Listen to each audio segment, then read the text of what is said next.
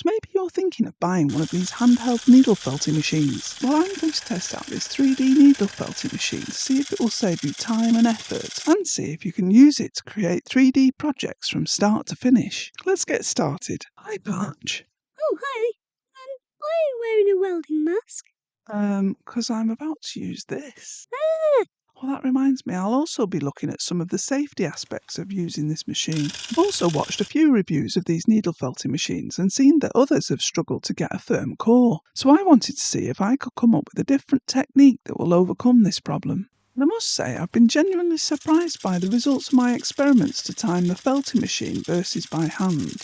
First, what did I buy and how much did it cost? Well, I checked the Etsy and Amazon reviews before deciding to buy the Capturner TS8 needle felting machine. This cost me £67.90 on Etsy. I'll put links to it in the description below. It was shipped from the USA, so it came with an American plug attached. My regular travel adapter wouldn't work with it, so I also had to buy an adapter from a US to a UK plug, which cost me a further £16.99. The needle felting machine comes with a spare band for the motor and 6 needles, 2 fine, 2 medium and 2 thick, which all seem okay. It has an adjustable speed gauge which it recommends that you use between these 2 points, which I found plenty fast enough. It came with 2 leather finger guards for your thumb and index finger, which I'll test in a moment to make sure that they will protect you if you accidentally catch your finger. There are instructions that are on the back of the box for installing the needle, and a leaflet explaining that you regularly need to add some lubricating oil to the needle entry hole before using. What I found interesting about the instructions is on the picture the tube the needle goes through looks like it's made of black plastic, but on my machine the needle goes through a metal tube. This will be more durable and less likely to get damaged over time from the needle,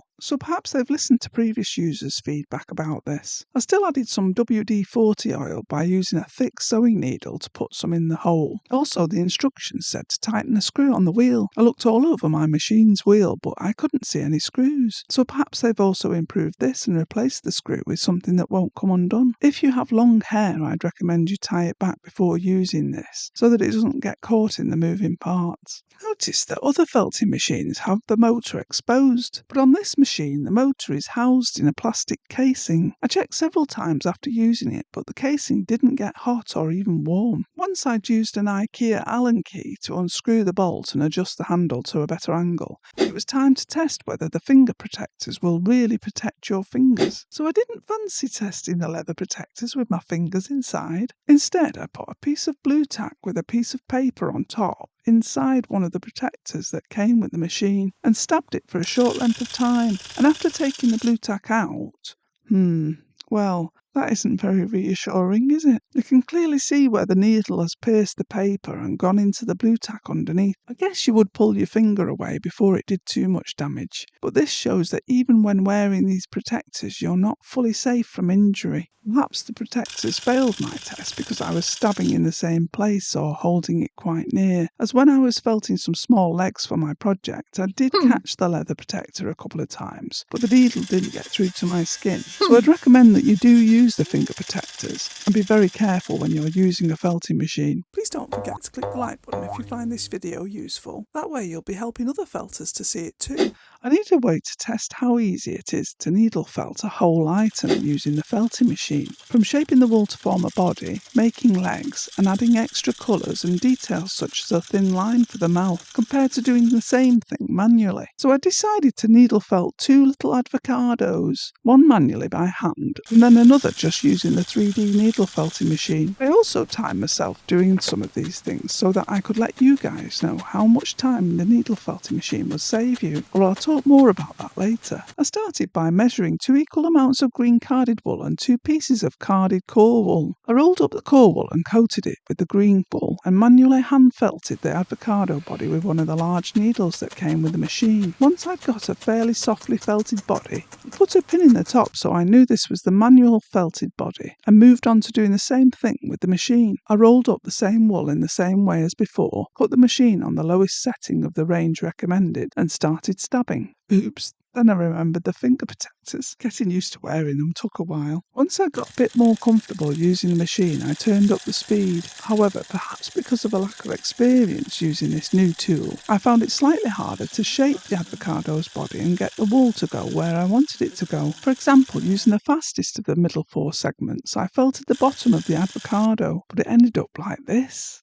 Oh dear, it was the wrong angle. Fortunately, it's easily corrected, but perhaps this was too fast a setting and I should have paused more frequently to check how it was going. So overall, I would say I found it slightly harder to shape the wool. Next, I wanted to see if I could coat the front of the avocados with a light green colour. This was easy enough by hand, but was it possible using the machine? Well, I tried to stab it down in the same way as I had done by hand, but I couldn't control the outer edge of the colour very easily with the machine, so I ended up stabbing the edge down by hand just to get it neat by dragging the wool with my needle to where I wanted it, which wasn't really possible with the machine. Once I got it all loosely tacked on, I went back to using the machine with just the odd bit of tweaking by hand. I did the same when attaching the nut, using a needle first before shaping and stabbing it some more with the felting machine. So I wouldn't recommend using the machine for everything, especially where there's a little bit of careful guidance of the wool needed, but once you have it loosely attached you can go for it. To test using the felting machine to make legs, I got 4 pieces of wool the same size and made 2 using each method.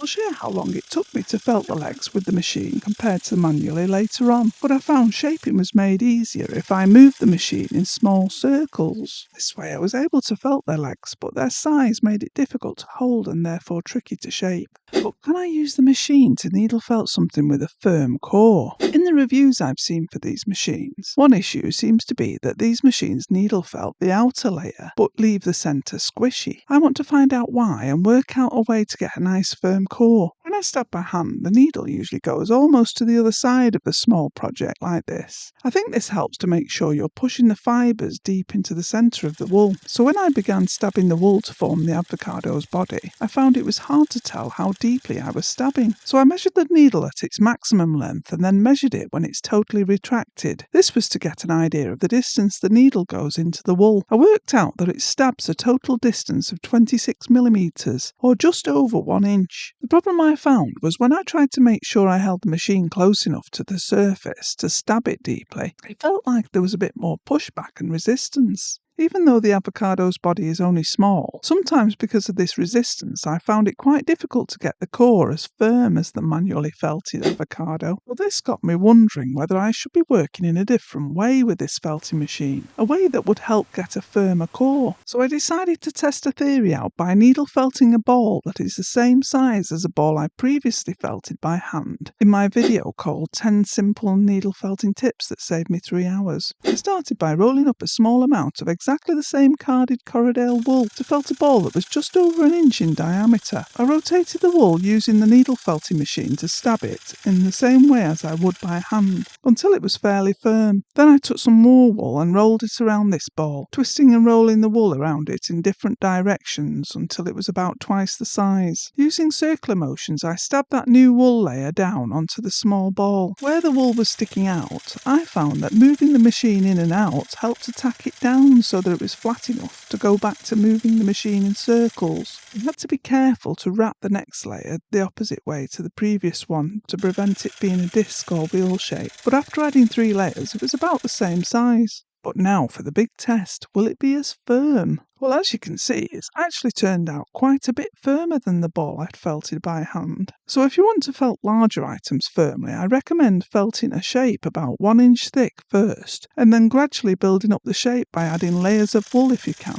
Recently, I've noticed I'm getting a bit of arthritis in my finger joints, which can be painful sometimes. So I know how frustrating it can be if an ailment is stopping you from doing something you love. So would I recommend this needle felting machine for those of you who have hand or arm problems? Well, it depends what your issues are, as it vibrates quite a bit. Also, as it's more difficult to hold the wool still with the leather protectors on, My left thumb became quite achy after trying to hold the ball still whilst felting it with the machine. I did find it reduced the amount of effort a great deal, and my arthritic finger joints didn't hurt. I was just left with a tingling sensation from the vibration after using it for almost an hour, but that soon went away. Although if you do have medical issues and you're thinking about using one of these machines, I'd recommend seeking your doctor's advice first. Will it help you speed up the process of 3D needle felting? And how much time will you save using this needle felting machine? If you've watched my videos before, you'll know I love a good experiment. So I timed myself felting 3 things: the avocado's body, its legs, and the ball. I think you'll be surprised by the results. For the first round, on the left we have the avocado body that I felted manually by hand, and on the right the body I felted using the needle felting machine, using the same needles for both. Felting the body into the right shape was tricky, so felting manually took me a total of 56 minutes and 30 seconds.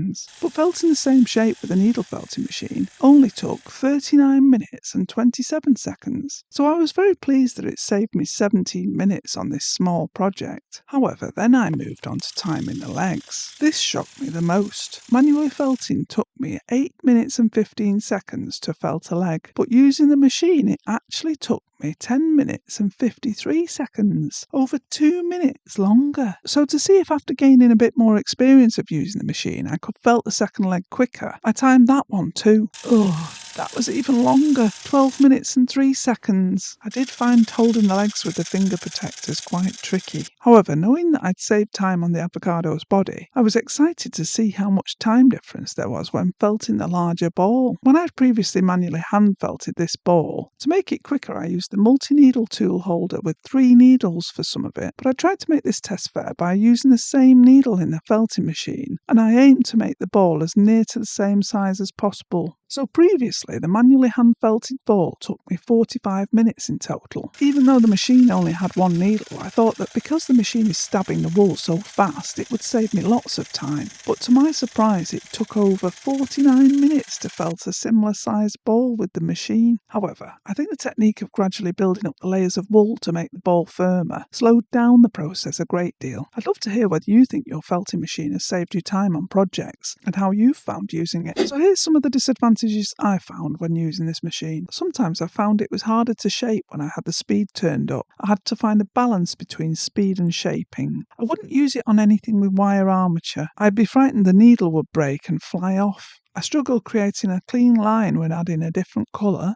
It's difficult to get the core felted firmly unless you build it up in layers. It didn't always save as much time as I'd hoped. Vibration from the machine might not be suitable for some hand or arm conditions. And don't forget you'll need a plug adapter unless you live in the USA. However, the advantages that I've found are as follows. You can use any needle in this Capturner TS8 machine. I used my own different length needles with no problems whatsoever. There's a sliding cover that holds the needle in the machine which prevented the needle from flying out, which I found reassuring. The tube the needle goes through is metal, so should be durable and shouldn't get damaged by the needle. It saves you a great deal of effort and is less tiring than felting by hand. My finger joints didn't ache after using it, but please do check with your doctor first about your particular issues. I didn't find the noise level of the machine too loud at all. As for longevity, I've only just started using it, but I have no problems so far. Is it safe to come out yet? Well, I'm not quite finished. I found you could do almost everything with the needle felting machine. I even managed to mark the mouth and add a fine line to put the finishing touches to the avocado. Whether you felt with the machine or not, there's just one more thing you'll need to master to make your needle felted items look great, and that's knowing how to easily shape arms and legs. And in this video I don't just show you one technique, I'll tell you the secret to getting them the same length, which will make your items look amazing. Thanks for watching.